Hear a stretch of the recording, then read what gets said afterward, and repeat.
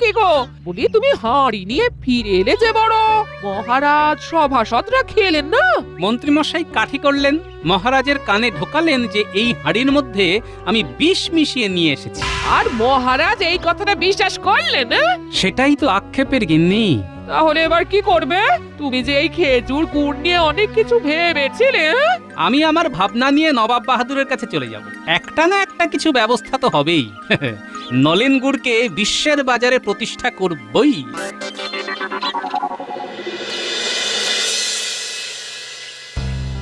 মহারাজ, একজন সাহেব আপনার সাথে দেখা করতে চান। সাহেব দেখা করতে চায়? যাও, ওনাকে নিয়ে এসো।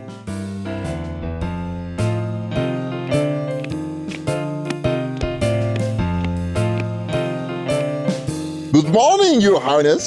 আপনারা জানেন যে এক সপ্তাহ পরে আমাদের ইংরেজি নিউ ইয়ার, তাই আমরা চাই নিউ ইয়ারের ফার্স্ট ডেতে সবাই মিলে দিনটাকে আনন্দের সহিত স্পেন্ড করতে, আর কিছু বিজনেসের ব্যাপারের কথা বলতে। বাহ বাহ বাহ, বেশ মজার ব্যাপার তো। ইংরেজ সাহেবদের ধরে রাখতে হবে।